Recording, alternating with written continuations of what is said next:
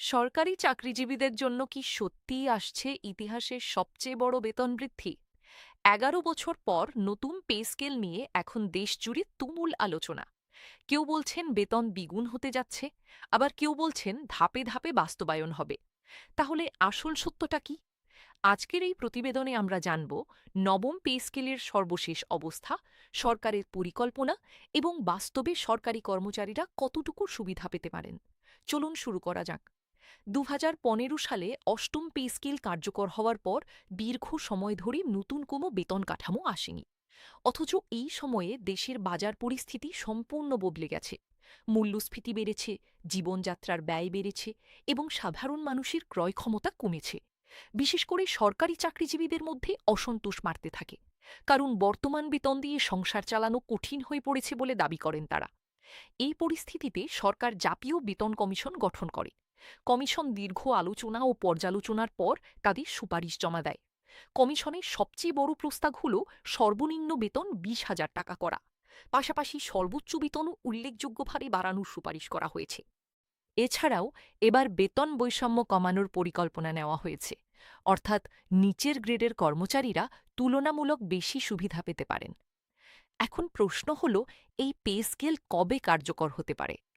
অর্থ মন্ত্রণালয়ের বিভিন্ন সূত্র বলছে আগামী ১ জুলাই ২০২৬ থেকে প্রথম ধাপে বাস্তবায়নের পরিকল্পনা রয়েছে। এজন্য নতুন বাজেটে বিশেষ বরাদ্দ রাখার কাজ চলছে। তবে পুরো পে স্কেল একসঙ্গে কার্যকর করা হবে না বলেই ধারণা করা হচ্ছে, কারণ পুরো বাস্তবায়নে সরকারের অতিরিক্ত প্রয়োজন হতে পারে বিশাল অঙ্কের অর্থ। এখন দেখা যাক বাস্তবে কর্মচারীরা কতটুকু বেতন বৃদ্ধি পেতে পারেন। কমিশনের সুপারিশ অনুযায়ী ১০০ থেকে ১৪২% পর্যন্ত বৃদ্ধির প্রস্তাব থাকলেও বাস্তবে ৬০ থেকে ৭০% বৃদ্ধির বিষয়টি বেশি আলোচিত হচ্ছে। তবে নিচের গ্রেডের কর্মচারীদের জন্য তুলনামূলক বেশি সুবিধা রাখার চেষ্টা করা হচ্ছে বলে জানা গেছে। বিশেষ করে প্রাথমিক শিক্ষক, অফিস সহায়ক, নার্স, পুলিশ সদস্য ও মাঠ পর্যায়ের কর্মচারীদের জন্য নতুন কাঠামো কিছুটা স্বস্তি আনতে পারে। সরকারি কর্মচারী সংগঠনগুলো বলছে, শুধু বেতন বৃদ্ধি নয়, আরও কিছু গুরুত্বপূর্ণ বিষয় সমাধান করতে হবে। তাদের দাবির মধ্যে রয়েছে মহার্ঘ ভাতা প্রদান, টাইম স্কেল পুনর্বহাল, দ্রুত গেজেট প্রকাশ এবং পেনশন সুবিধা বৃদ্ধি। অনেক সংগঠন ইতিমধ্যে বিভিন্ন কর্মসূচিও পালন শুরু করেছে। এখন আসা যাক বাজেটের বিষয়ে।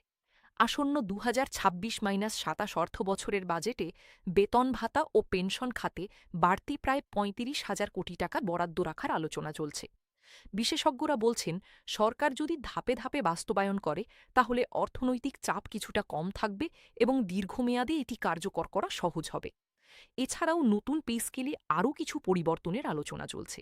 এর মধ্যে রয়েছে ১৫ বছর চাকরি শেষে পূর্ণ পেনশন সুবিধাসহ স্বেচ্ছায় অবসরের সুযোগ।